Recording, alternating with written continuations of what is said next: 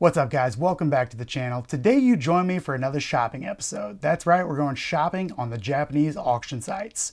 So I found quite a few items this week and everything is available right now, or hopefully when this airs. So I'll put the links in the description below. For those of you that are new, this is Vintage Kicks Gallery.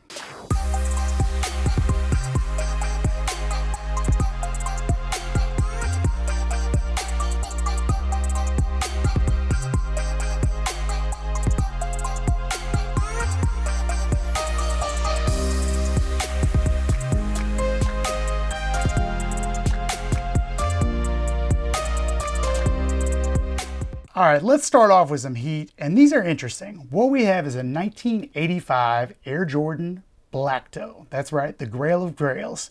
What's interesting about these is they were posted before at a lower price and they didn't sell, so check them out. If we look at the pictures here, we're gonna see that they're in decent condition overall. They have the OG laces, the red, which is nice. So the condition of the uppers, they definitely fix up.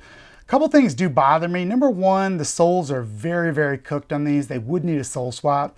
And number two, the check. Well, it's a little bit cracked off. You can kind of see it in, let's see if I can find the picture. You can see it in this picture here. See the top of that check, it's broken off. It's kind of hard to fix, and you're going to tell that it's been fixed unless you swap the whole check. So for me, at $5,680 US, these are a hard pass.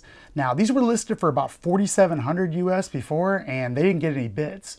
So what does the seller do? They raise the price and start it over. That's Japanese auctions for you. Next up, we have a very enticing pair, and that's a pair of 1985 Nike Michigan Dunks, but the lows. And the lows are getting harder and harder to find, guys, especially in the bigger sizes. These are size 12. Let's take a look at the pictures here. So the back of them looks really, really good. The side, I mean, these are actually in really, really good condition, guys. I mean, take a look at the soles. They have plenty of life left on them. If you look at the inside sock liner, you can tell it's faded, but man, that stamp, it's still pretty vibrant. I'm really surprised these didn't wear off.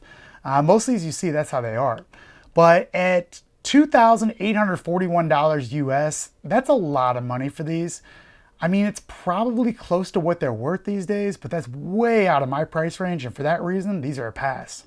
Okay, these are kind of interesting. We've got an Air Yeezy 2, and guys, I don't think these are legit. They've been on here for a while at $1,467. And unfortunately with the pictures, you just really can't see enough to legit check them. And for that reason, I'm not interested in them at all, but maybe one of you guys is better off looking at these and tell me what you think. I don't think they're legit, but who knows? They're $1,467, which as a Air Yeezy 2, that's a hell of a deal. If these were authentic, they would be something I would scoop up right away, but at that price, I'm not gonna risk it. All right, next up we have another dunk from 1985, and this time it's a Syracuse, but they're the highs. So generally the highs are selling for less than the lows these days, especially with the 85s, and that's particularly true in these. They're listed at $1,420.50 US.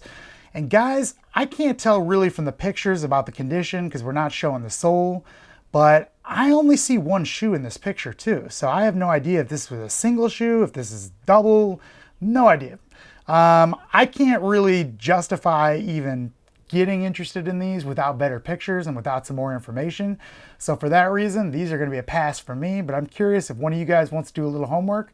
At $1,400, I mean, we might be getting close to what these are worth. I think at around $800, they're a buy. $1,400 for me, they're gonna be a pass.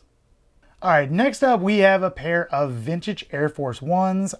Curious what year you guys think these are. Being by the size tag, I mean, you can tell they're very, very old. So I'm guessing these are gonna be probably somewhere in either the early 80s, maybe in 83. I doubt these are OG, but maybe. I'm curious what you guys, tell me the year if you know it, but let's look at these pictures. If we look at them, they're in the Michigan colorway. Looks like everything's in really, really good condition. I'm looking at, the only thing I noticed, they're missing the straps. Now, a couple things jump out which are red flags to me on these. Number one, the toe box perforations. They just don't look right. For that reason, these are not even on my radar at all. The other reason, they're really low priced at $260. There's a reason for that. So if I take a look here, you can tell they're Korean, which means, well, I don't know. I don't think they're good. I think these are Japanese knockoffs, to be honest with you. I'd probably stay away. These are a pass. All right, next up we have a very enticing pair, and that is a pair of Nike Vandals. These are going to be 1985s. And why are these enticing? Well, they're 142 bucks, and they're in seemingly good condition. Let's take a look at the pics. Now, if we look through here on the pictures, you can tell the checks are a little bit worn. They've got some aging to them. These are size 10. That's why they're kind of enticing to me. I could probably fit them, although they'd be a little snug. But the other reason they're enticing to me is they have the ankle straps. Now, why are these a pass? Look at the back. They've completely molded out. That's the reason these haven't sold. And for that reason, on to the next one. All right, guys, these are pretty funny. These are 1994 and 1995 Jordan 1 Chicagos, but take a look. That's right, they've been customized. They're black toes now. But honestly, they look pretty good. I mean, if these were super low priced and they were my size, I'd probably buy them and rock them. But check them out. Let me know what you think. The pictures on these look like the soles have a ton of life left. At $757, they're actually priced under market value for a Chicago right now, but after all, they're customs. Now, why are these an entire pass, even though they have the insole writing on them? They're 26.5 centimeters, or actually 26 centimeters. Had to figure that out, which is a US 8, and that's going to be too small. I think if these were non-customs, even at that price, even at a size 8, they might be worth buying. Ooh, next up we have a 1982 pair of Blazers, and they're only 142 bucks by it now. Let's take a look at these pictures here. These are a size 11, but they're canvas uppers. They're the blue and canvas white. I think these would actually fix up and restore very, very nicely. The only reason I'm going to pass on these, even though they're my size, is, I don't know, 1982, 1983, I think the backs are probably going to be close to splitting, and I definitely want to wear these. Now, if these were sub 100 bucks and I didn't have to pay for the shipping to get here, probably buy them. But one thing I noticed with looking at these pictures, and this goes to my concern, take a look right here. You can kind of see where the back is already starting to split. Once that splits, it's a very difficult repair, and it just gets worse and worse. For that reason, these are a pass. In a similar nature, these Blazers have the same problem, and again, these are probably early 80s if I had to guess. They have the suede uppers this time, which is actually really rare to find.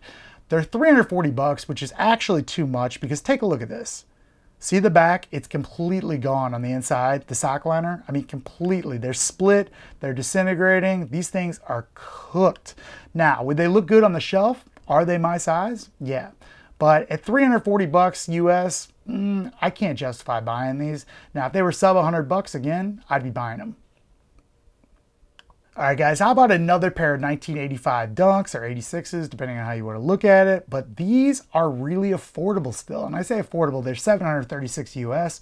But for a Dunk High right now in 1985, that's actually pretty low. That's probably what these things are worth. Now, why am I not interested in these? They're size 8. That's just too small. I don't like buying those super small sizes, especially with Dunks and OGs. I think the soles are pretty cooked on these too, although they do look soft enough to wear. The problem with wearing these is those collars, they tend to split. So we know with the pair that I've restored, that is something you can fix, but they're not gonna have much longevity to them. You won't be able to wear them often, but again, 736 bucks, even though it's probably below market, I'm just gonna pass. All right, next up we have some conventions, and guys, these have a couple days left at the time this is gonna air, but they're only at $49.72 when I'm filming this. That's why they're on my radar. The other reason is that they have a very unique colorway. They're the burgundy and white, all right, which is really, really hard to find. But here's why I'm kind of hesitant on really going all in on these. Now, what do I think they're worth? Maybe 150, probably a little bit less, and here's why.